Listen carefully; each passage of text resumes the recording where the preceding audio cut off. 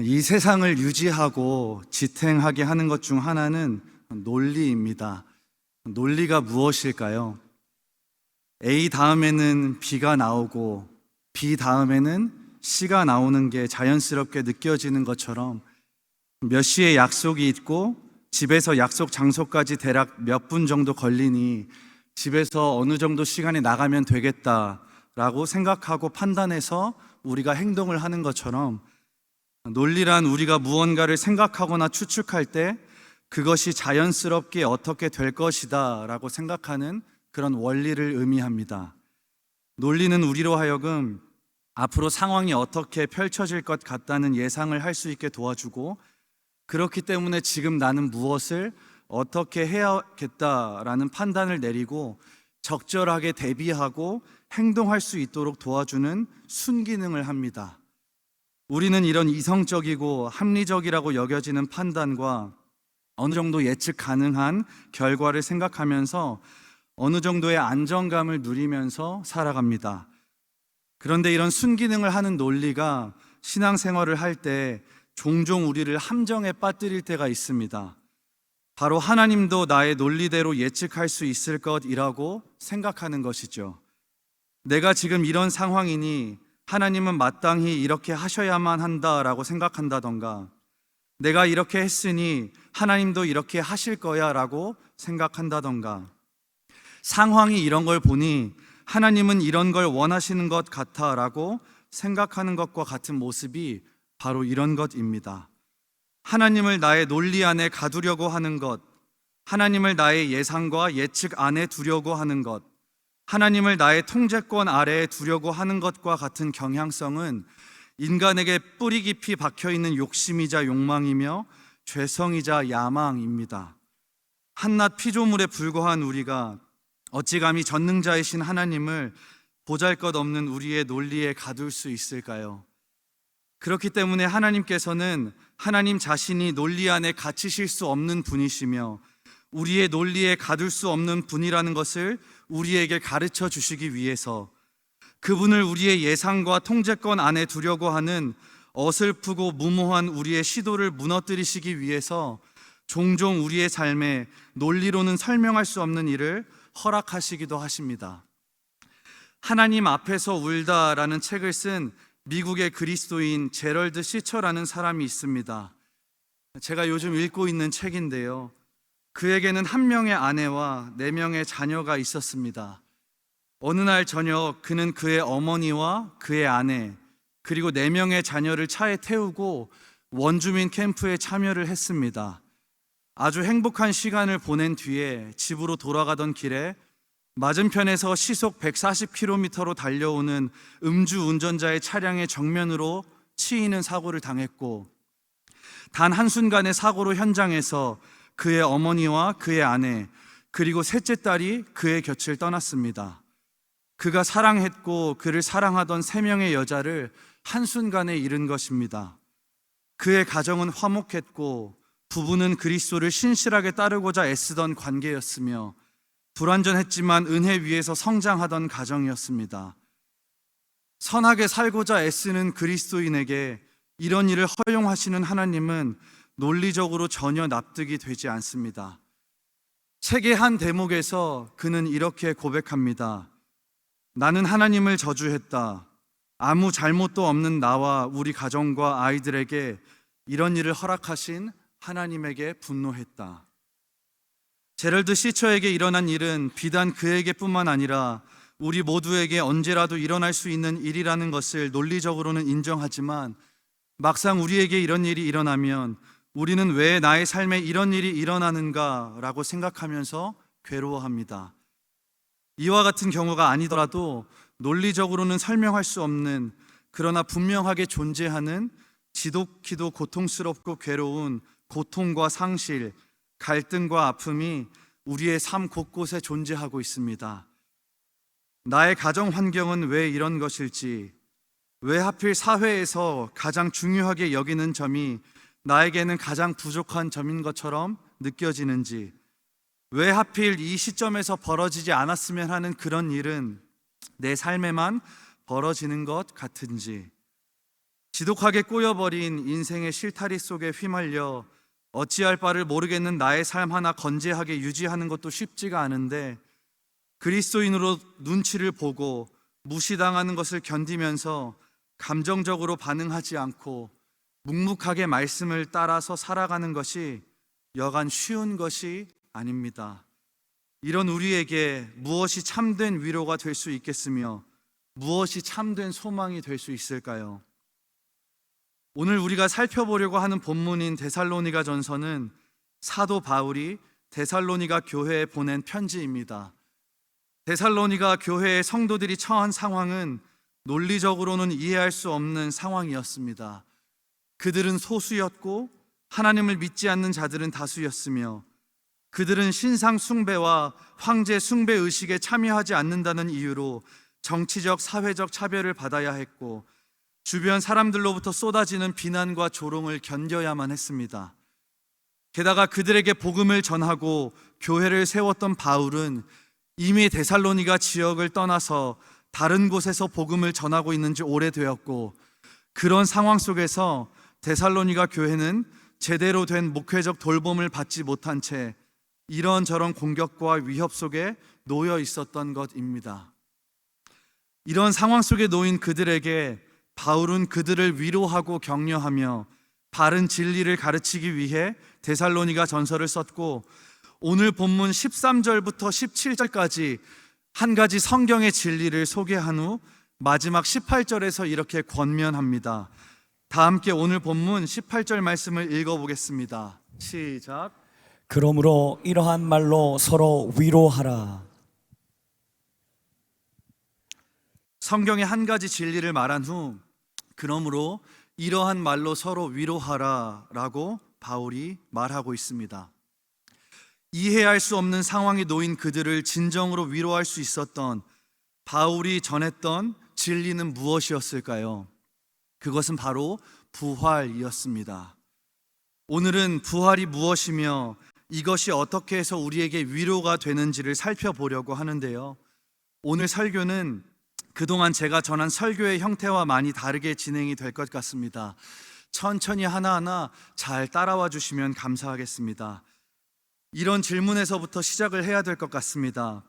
첫 번째, 하나님은 어떤 분이실까요? 성경은 우리에게 하나님이 어떤 분이신지를 알려주는 책인데, 데살로니가 전서 4장 6절 말씀은 하나님께는 이런 속성과 성품이 있다고 가르쳐 줍니다. 다 함께 데살로니가 전서 4장 6절 말씀을 읽어보겠습니다. 시작. 이 일에 분수를 넘어서 형제를 해하지 말라. 이는 우리가 너에게 미리 말하고 증언한 것과 같이 이 모든 일에 주께서 신원하여 주심이라. 하나님은 신원하여 주시는 분이라고 말하고 있습니다. 신원한다는 것이 무엇일까요? 헬라어 원어의 의미를 보면 신원한다는 것은 복수하다 또는 처벌하다라는 의미가 있습니다. 그것을 한자로 번역한 것이 펼신자, 원통할 원자를 사용해서 번역을 해 놓았는데요. 뜻을 해석하면 원통한 것을 펼쳐내다 또는 억울한 것을 해명하다라는 의미가 있습니다.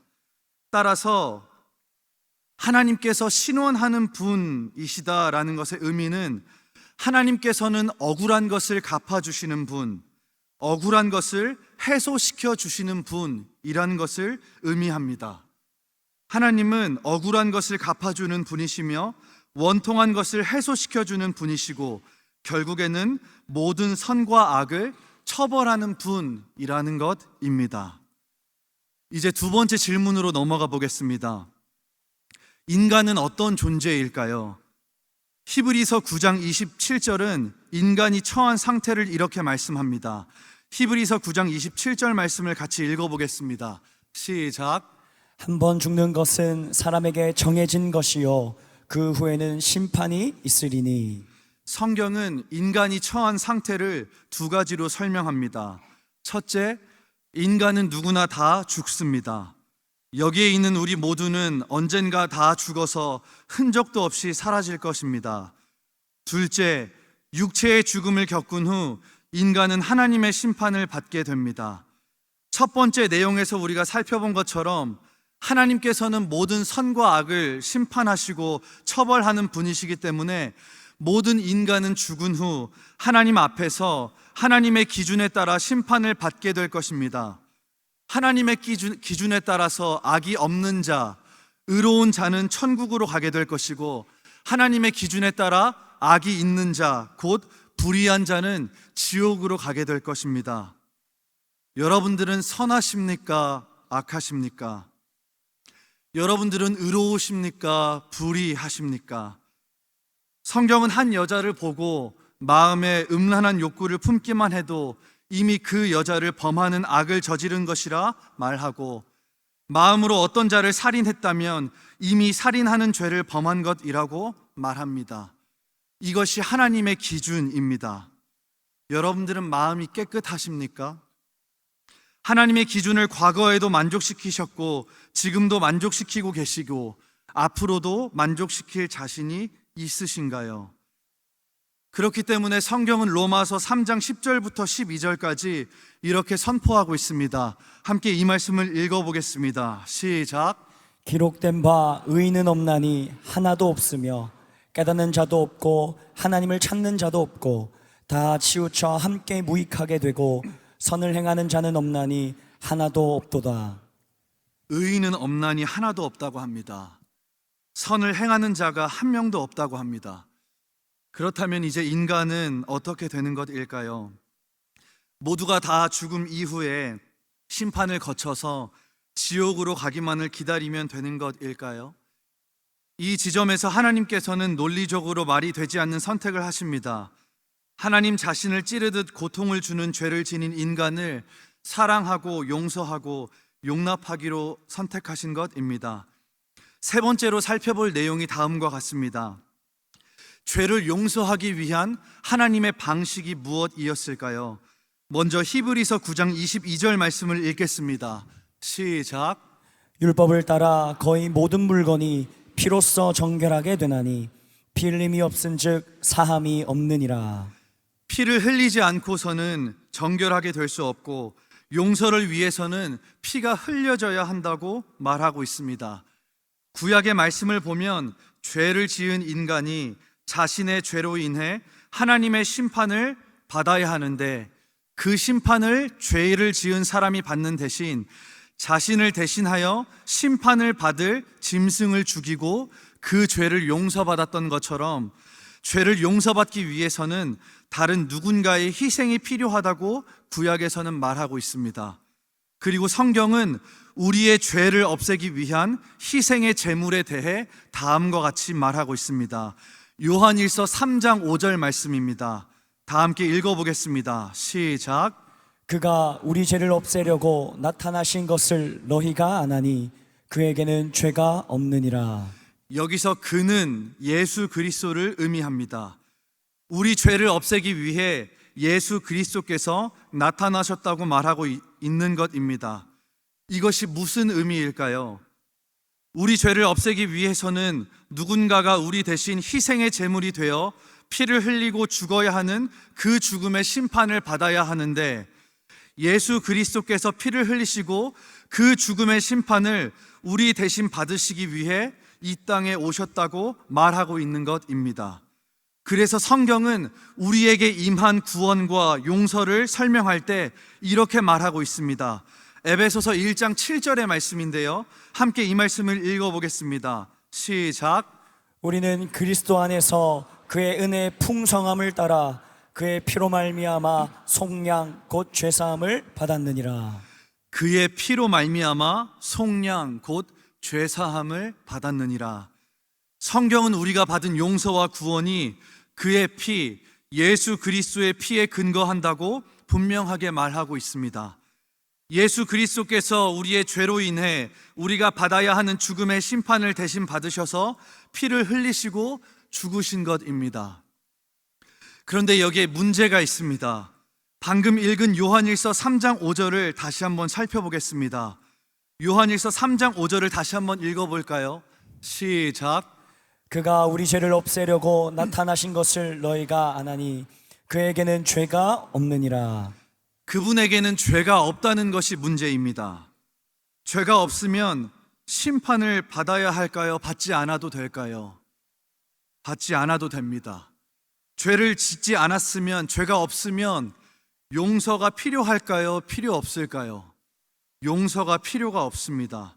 용서를 받기 위해 피를 흘릴 필요도 없습니다. 그런데 예수 그리스도께서는 피를 흘리셨고 죽임을 당하셨습니다. 그렇다면 이 죽음은 정당한 죽음일까요? 억울한 죽음일까요? 억울한 죽음입니다. 예수 그리스도께서는 죽지 않으셔도 되는데 죽으셨습니다. 그렇기 때문에 예수 그리스도의 죽음은 억울한 죽음이 되는 것입니다. 그렇다면 우리가 가장 첫 번째 질문을 통해서 살펴보았던 것처럼 억울한 것을 갚으시고 신원하시는 하나님께서는 억울하게 죽음을 당하신 예수 그리스도를 신원하셔야만 합니다. 예수 그리스도의 억울함과 원통함을 풀어주셔야만 합니다. 그렇다면 하나님께서는 무엇으로, 어떤 방식으로 예수 그리스도의 억울함과 원통함을 풀어주실 수 있으실까요? 예수 그리스도께서 피를 흘리시고 목숨을 잃으셨기 때문에 하나님께서는 예수 그리스도께 다시 생명을 주시고 다시 그분을 살려내시면 됩니다. 이것이 곧 부활인 것입니다. 사랑하는 여러분, 우리는 지금까지 살펴본 말씀의 증거에 따라 부활이 무엇인지 알 수 있게 됩니다. 부활이 무엇일까요? 부활은 단순히 예수 그리스도께서 죽으셨다가 다시 살아나셨다라는 것을, 그것만을 의미하는 것이 아닙니다. 부활은 곧 하나님의 신원하심입니다. 부활이란 예수 그리스도께는 죄가 없으셨는데 우리의 죄로 인해 부당하고 억울하게 죽으신 것이 맞다는 것을 최종적으로 입증하셨던 하나님의 방법이었던 것입니다. 부활이란 예수 그리스도의 억울함과 원통함을 갚아주시는 하나님의 방법, 곧 하나님의 신원하심인 것입니다. 성경은 부활에 대해 예수 그리스도께서 스스로 살아난 사건이라고 증거하지 않습니다. 성경은 부활을 설명할 때 하나님께서 예수 그리스도를 다시 살리신 사건이라고 설명합니다. 왜 그럴까요? 부활은 하나님께서 억울한 죽음을 당하신 예수 그리스도를 신원하신 것이기 때문입니다. 부활은 하나님께서 예수 그리스도가 당하셨던 억울한 고난을 갚으신 것이기 때문입니다. 다 함께 사도행전 4장 10절의 말씀을 읽어보겠습니다. 사도행전 4장 10절의 말씀입니다. 시작. 너희와 모든 이스라엘 백성들은 알라. 너희가 십자가에 못 박고 하나님이 죽은 자 가운데서 살리신 나사렛 예수 그리스도의 이름으로 이 사람이 건강하게 되어 너희 앞에 섰느니라. 하나님이 죽은 자 가운데서 살리신 나사렛 예수 그리스도라고 말하고 있습니다. 사도행전 10장 39절에서 40절 말씀도 읽어보겠습니다. 시작. 우리는 유대인의 땅과 예루살렘에서 그가 행하신 모든 일의 증인이라. 그를 그들이 나무에 달아 죽였으나 하나님이 사흘 만에 다시 살리사 나타내시되, 하나님이 사흘 만에 다시 살리사 나타내시되라고 가르치고 있습니다. 이제 우리는 오늘 우리가 살펴본 데살로니가 전서 본문에서 바울이 왜 데살로니가 교회의 성도들에게 부활에 대해 설명한 후 이러한 말로 서로 위로하라라고 말했는지 그 이유에 대해 알 수 있게 됩니다. 하나님께서는 예수 그리스도께서 당하신 부당한 고난과 억울한 죽음에 대해 부활이라는 것으로서 예수 그리스도를 신원하신 것처럼 데살로니가 교회의 성도들이 신앙을 지키며 예수 그리스도를 따른다는 이유만으로 당했던 모든 조롱과 비난과 부당한 대우와 고난에 대해 성도의 부활이라는 것으로서 그들을 신원하여 주실 것을 알았기 때문입니다. 아멘. 사랑하는 여러분, 이것은 오늘을 살아가는 우리에게도 마찬가지입니다. 우리도 삶을 살아가다 보면 하나님을 향한 우리의 신뢰를 지키는 것이 어리석게 여겨지는 것처럼 보일 때가 있고, 예수 그리스도를 따르고 교회를 다닌다는 이유만으로 누군가에게 조롱과 비난의 대상이 되기도 하고, 아무도 뭐라고 하지 않았지만 눈치를 보며 말씀을 따라 살기 위해 그 누구도 알아주지 않는 외로운 싸움을 해야 하는 때가 있습니다. 하나님께서 2021년 11월에 저희 가정에 첫째 아들을 주신 이후 약 1년이 흘러서 2023년 1월에 저희 가정에 둘째를 주셨습니다. 둘째가 생기고 약 한 달의 시간이 흐른 후 불과 한 주 전까지만 해도 심장 소리까지 듣고 건강하게 잘 자라던 아이가 한 주 뒤 병원에 가보니 갑자기 심장이 뛰지 않는 상태로 발견이 되었고 그 아이는 유산이 되었습니다. 저희 가정이 겪은 첫 번째 유산이었습니다. 많이 당황스러웠습니다. 그로부터 3년 동안 저희 가정에는 둘째가 없었고 기도하면서 하나님의 은혜를 구하던 중 올해 5월 달에 둘째가 생기게 되었습니다. 오랜 시간 기도하며 기다렸던 생명이었기에 임신 사실을 알게 되었을 때 저희 부부는 서로를 부둥켜 안고 눈물을 흘리면서 새벽에 하나님께 감사 기도를 드렸던 그 기억이 여전히 생생합니다. 그러나 그 기쁨도 불과 한 주를 넘기지 못했고 바로 그 다음 주에 그 아이는 유산이 되었습니다. 그 당시 저는 경기도 용인에 있는 총신대학교 신학대학원에서 공부를 하고 있었기 때문에 어느 것도 해줄 수 있다는 게 없다는 그 무력감과 자책감에 사로잡혀서 한 달이라는 시간을 살았습니다. 저희 가정이 겪은 두 번째 유산이었습니다. 그리고 불과 지금으로부터 한 달 전 7월 하나님께서 저희 가정에 다시 둘째를 주셨지만 오늘로부터 2주 전 유산이 되어서 저희는 세 번째 생명을 저희 곁에서 떠나보내는 상실을 겪어야만 했습니다. 과연 하나님은 선하신 분이 맞으실까요? 이런 상황 속에서도 하나님을 향한 신뢰를 지키고자 애쓰는 게 무슨 의미가 있을까요? 이런 상황 속에서 신앙생활을 해나간다는 것은 도대체 무슨 의미가 있는 것일까요? 세 번의 유산을 겪고 나니 제게는 삶을 아름답게 가꾸어 가고 싶은 욕망도 마치 아무 일도 없었던 것처럼 수많은 사람들을 정상적으로 대할 자신도 없었습니다. 도대체 이런 일이 왜 저의 삶 속에 일어나는 것일까요?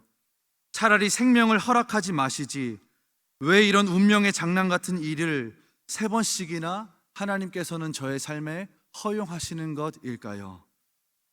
논리적인 답을 요구하는 수많은 질문들이 그동안 제 안에 쌓여있던 진리를 하나 둘씩 지워나가는 것처럼 여겨질 때 그 논리도 지워내지 못한 하나의 진리가 여전히 제 안에 남아 있었습니다. 바로 하나님께서 마지막 날에 모든 것을 신원하실 것이다 라는 진리였습니다. 아멘. 사랑하는 여러분, 논리보다 진리가 강합니다. 논리보다 진리가 위대합니다. 아멘. 세상의 논리로는 설명되지 않는 순간과 사건과 환경이 우리의 눈앞에 펼쳐져 있고 우리의 인생 곳곳에 놓여 있다고 할지라도 우리에게는 그것을 가지고 마지막 날 부활의 몸을 입은 채 천국에서 하나님께 그것에 대하여 물어볼 수 있는 진리가 있습니다. 그렇기 때문에 어떤 상황과 순간 속에서도 성도에게 부활이 있다는 것은 소망이 되는 것입니다. 아멘. 오늘 설교의 제목처럼 성도의 소망은 무엇일까요? 하나님께서 예수 그리스도를 신원하셔서 부활시키신 것처럼 성도인 우리들을 신원하실 것이며 우리에게 부활이 있다는 것이 성도의 소망입니다. 아멘. 그렇다면 우리에게 있는 부활은 언제 어떤 방식으로 이루어지게 될까요? 오늘 본문 14절부터 17절을 통해 바울은 부활이 언제 어떻게 이루어질 것인지를 설명하는데 16절을 보시면 먼저 부활이 일어나는 때를 알 수 있습니다. 우리 16절 말씀을 함께 읽어볼까요? 시작. 주께서 호령과 천사장의 소리와 하나님의 나팔 소리로 친히 하늘로부터 강림하시리니 그리스도 안에서 죽은 자들이 먼저 일어나고 주께서 호령과 천사장의 소리와 하나님의 나팔 소리로 친히 하늘로부터 강림하실 그때에 예수 그리스도께서 이 땅에 다시 오시는 그때 예수 그리스도께서 만왕의 왕과 세상의 심판자로 이 땅에 다시 오셔서 역사를 끝내시는 재림의 때에 부활이 있을 것입니다. 아멘. 화면을 보시면 이렇게 표현할 수가 있습니다. 역사의 시작과 역사의 끝이 있을 것인데 언제 역사의 끝이 일어나냐면 예수 그리스도께서 재림하시는 그때 역사의 종말이 있을 것입니다. 그때 성도의 부활이 있을 것이라고 오늘 본문은 우리에게 가르치고 있는 것입니다. 바울은 부활의 때를 설명한 후 이어서 부활의 순서에 대해서도 설명을 합니다. 예수 그리스도께서 재림하시기 전에 그리스도를 신실하게 따르다가 육체의 죽음을 먼저 맞이한 자들이 있을 것입니다. 그러니까 예수 그리스도의 재림을 보지 못하고 먼저 육신의 생명, 그 육신의 호흡이 끝나서 먼저 죽어서 땅에 묻힌 자들이 있을 것입니다. 그들의 육체는 땅에 묻혔을 것이고 그들의 영혼은 하늘에 올라간 상태일 것인데 예수 그리스도께서 재림하실 때 하늘에 있던 그들의 영혼은 예수 그리스도와 함께 이 땅으로 내려오게 될 것이고 땅에 묻혀있던 그들의 육체는 신비로운 부활의 형태가 되어서 공중에서 영광스러운 부활의 모습으로 변화하게 될 것입니다. 이것을 설명하는 구절이 오늘 본문 14절과 16절 하반절입니다. 먼저 14절을 한번 읽어볼까요? 시작.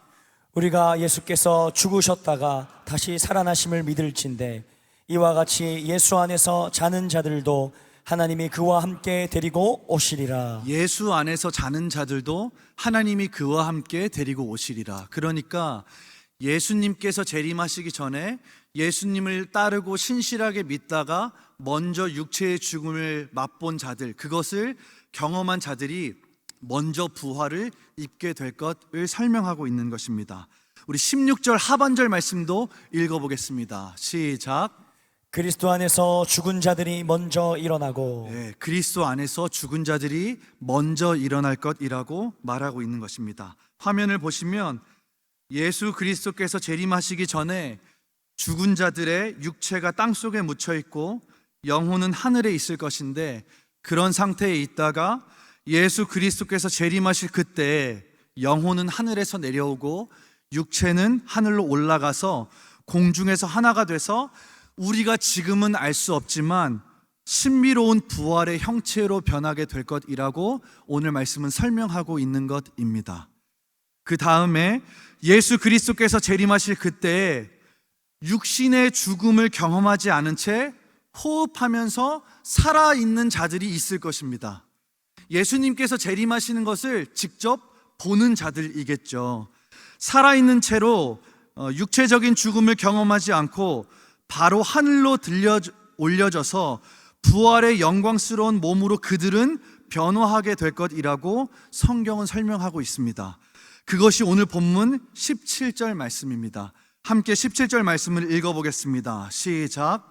그 후에 우리 살아남은 자들도 그들과 함께 구름 속으로 끌어올려 공중에서 주를 영접하게 하시리니 그리하여 우리가 항상 주와 함께 있으리라. 그 후에 육신의 죽음을 입은 자들이 먼저 부활하고 나서 그 후에 살아남아 있는 자들도 공중으로 들어 올려져서 부활의 몸을 입고 변화해서 재림하시는 예수 그리스도를 영접하게 될 것이다라고 말하고 있는 것입니다.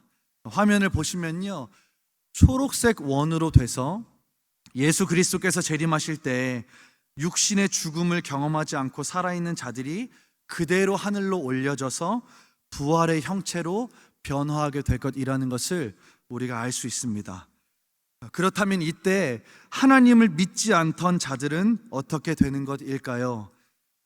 이때 하나님을 믿지 않던 자들은 성도들이 구름 속으로 끌어올려져 몸이 변화하여 공중에서 예수 그리스도를 영접하는 모습을 보면서 그들의 영혼은 직감적으로 깨닫게 될 것입니다. 아, 하나님이 살아계신다는 것이 진짜였구나. 내가 그렇게 조롱하고 핍박하고 미워하던 저들의 믿음이 거짓이 아니었구나. 그렇게 그들은 본능적으로 그들이 잘못되었다는 것을 깨달은 후 영원한 형벌에 들어가게 될 것입니다.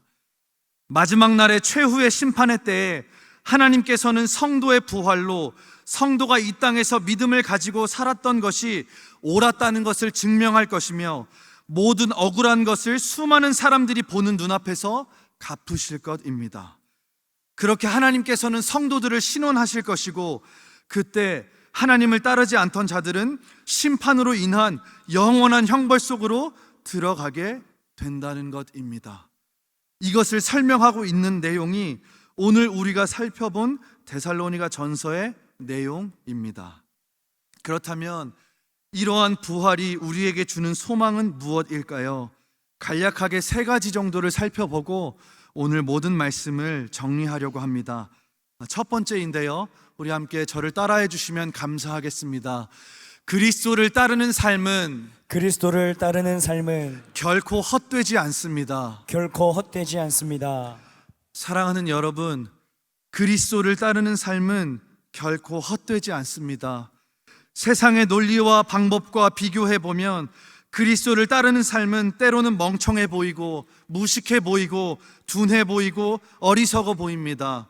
세상 사람들이 다 하는 것을 말씀 때문에 하지 않는 삶, 세상 사람들이 다 하기 싫어하는 것을 말씀 때문에 의도적으로 하려고 애쓰는 삶은 고통스럽고 피곤합니다.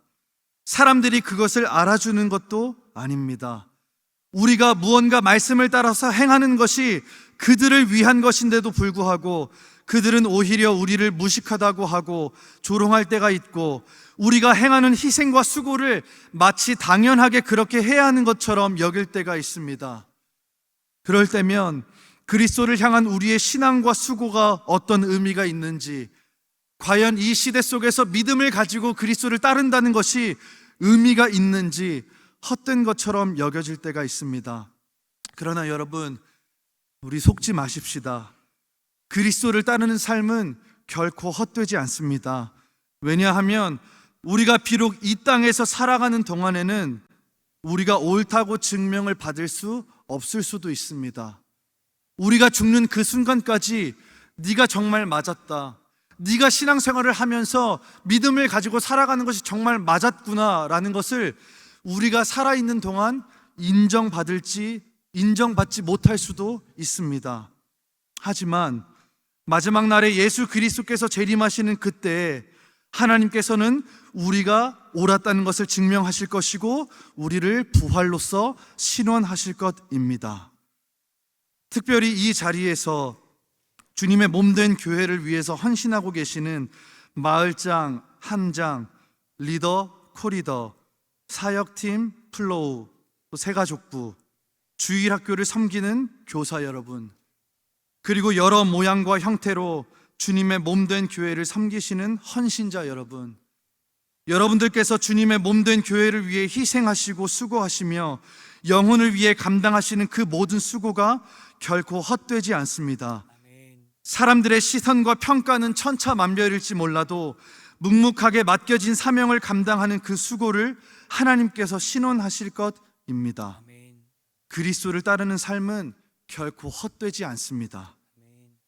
부활이 소망인 이유 두 번째인데요, 함께 따라해 보겠습니다. 마지막 날에 우리에겐 모든 것을 물어볼 하늘 아버지가 계십니다. 모든 것을 물어볼 하늘 아버지가 계십니다. 사랑하는 여러분, 이 땅을 살아가면서 우리를 둘러싸고 벌어지는 모든 일들과 환경들에 대해 그 이유를 알면 좋겠지만 때로는 영문도 모른 채 모든 것을 받아들여야만 하는 순간도 있습니다. 우리는 그때마다 이유와 답을 찾고 싶어 하지만 사실 이유와 답을 찾지 못하는 것들도 있습니다. 영원히 풀리지 않는 의문을 가진 채 살아야만 하는 것들도 있는 것이시지요. 논리가 대답해 줄 수 없는 수많은 현실과 사실들이 우리를 둘러싸고 있지만 진리가 대답해 줄 수 있는 한 가지 사실이 우리에게는 있다는 것을 잊지 않으시면 좋겠습니다. 그것은 바로 우리에게는 마지막 날에 모든 것을 물어볼 수 있는 하늘 아버지가 계신다는 것입니다. 아멘. 예수 그리스도께서 다시 오시는 그날 우리는 영광스러운 부활의 형체로 변하게 될 것이고 주와 함께 천국에서 영원한 기쁨을 나누게 될 것입니다. 그리고 그때 비로소 우리는 그분으로부터 모든 것을 들을 수 있게 될 것입니다. 그렇기에 우리에게는 부활이 있다는 것과 영원히 함께 교제할 아버지가 계신다라는 그 진리, 그 사실은 우리에게 소망이 됩니다. 아멘. 마지막 세 번째인데요. 함께 따라하겠습니다. 부활은 죽음 가운데로 부활은 죽음 가운데로 들어가는 삶을 살게 합니다. 들어가는 삶을 살게 합니다. 부활이 하나님의 신원하심이라는 것을 알았던 바울은 하나님께서 성도의 죽음을 그대로 두지 않으시고 반드시 살려내시고 갚으실 것이라는 것을 알았습니다. 이 부활의 능력과 권능, 하나님의 신원하심은 언젠가 미래에 있을 재림의 때에만 역사하는 능력이 아니라 지금 오늘 여기서 복음을 들고 살아가는 모든 성도들에게 역사하고 계신다는 것을 그는 알았습니다. 그렇기 때문에 그는 담대하게 죽음의 한복판 속으로 들어가서 생명의 복음을 말과 삶으로 증거하는 삶을 살고자 애썼습니다. 성도에게 있어서 죽음 같은 환경은 오히려 역설적이게도 부활의 권능을 경험할 수 있는 터가 된다는 것을 바울은 알았기 때문입니다. 그렇기 때문에 바울은 빌립보서 3장 10절부터 12절에서 이렇게 고백하고 있습니다. 빌립보서 3장 10절부터 12절을 함께 읽어보겠습니다. 시작. 내가 그리스도와 그 부활의 권능과 그 고난의 참여함을 알고자 하여 그의 죽으심을 본받아 어떻게 해서든지 죽은 자 가운데서 부활에 이르려 하노니 내가 이미 얻었다 함도 아니요 온전히 이루었다 함도 아니라 오직 내가 그리스도 예수께 잡힌 바 된 그것을 잡으려고 달려가노라. 10절을 보시면 그 부활의 권능과 그 고난의 참여함을 알고자 하여 그 죽으심을 본받는다고 합니다. 죽음의 한복판 속에서 논리적으로는 그 어느 것도 나를 살려낼 수 없을 것이라고 여겨지는 그 환경 속에서 예수 그리스도께서 부활의 능력과 권능으로 자신을 살려낼 것을 알고 있는 것입니다. 사랑하는 여러분, 우리의 삶에 죽음 같은 장소, 죽음 같은 관계, 죽음 같은 영역들이 있습니다. 누군가는 그곳에 가서 생명의 꽃을 피워내야만 합니다. 아멘. 그곳에 가면 나도 죽을 것 같지만 죽을 것 같은 내 삶에 찾아오셔서 죽으신 예수 그리스도를 하나님께서 살려내신 것처럼 하나님께서는 생명의 꽃을 피워내기 위해 죽음의 영역으로 향하는 그리스도인들을 반드시 부활의 권능으로 살려내실 것입니다. 누가 죽음의 한복판으로 들어가셔서 생명의 꽃을 피워내시겠습니까? 이제 8월이 끝나고 9월이 시작됩니다. 2025년이 어느새 4달밖에 남지 않았습니다. 여러분들에게는 무엇이 소망이십니까? 무엇을 소망하시면서 무엇을 바라시면서 지금까지 살아오셨는지요? 기쁨도 슬픔도 잠깐이면 지나가는데 우리에게 영원한 소망이 있다는 것을 기억하시면 좋겠습니다. 성경은 분명히 우리에게 마지막 때가 있다고 말합니다.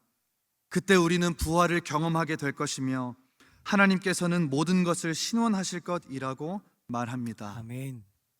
이 자리에 아직 하나님을 알지 못하는 분들이 계실 것입니다. 구원의 은혜가 무엇인지 모르시는 분들, 아직 회심의 역사를 경험하시지 못하신 분들이 계실 것입니다. 오늘 성경이 말하는 진리 앞에 진지하게 서 보실 수 있으시기를, 하나님의 구원의 은혜와 역사, 그 회심의 은혜와 역사를 경험하실 수 있으시기를 진심으로 축복합니다. 아멘. 또 하나님을 사랑하시며 믿고 계시는 성도 여러분, 하나님께서 우리에게 주신 구원은 결코 가벼운 것이 아닙니다. 우리에게 주신 구원은 마지막 날 그리스도께서 재림하실 그때 우리를 모든 심판으로부터 건지시는 구원인 것이며 우리를 부활하게 하는 구원인 것입니다. 그렇기 때문에 하나님께 많이 감사하시면 좋겠습니다. 아멘. 논리가 지배하는 세상을 두려워하지 마시고 부활의 소망을 가지시고 죽음 가운데로 들어가셔서 생명의 꽃을 피워내시는 삶을 잘 살아가시기를 축복합니다. 아멘. 그동안 무너졌다면 오늘부터 다시 시작하면 됩니다. 그동안 못한 게 있다면 오늘부터 다시 시작하면 됩니다. 그러니 이번 한 주도 그리고 하나님과 함께하는 우리 평생의 신앙의 여정 가운데 하나님의 신원하심을 신뢰하시고 소망하시면서 부활의 소망을 가진 부활의 증인으로 살아가시고 죽음 가운데 생명의 꽃을 피워내는 자로 잘 살아가실 수 있기를 예수 그리스도의 이름으로 축복합니다. 아멘.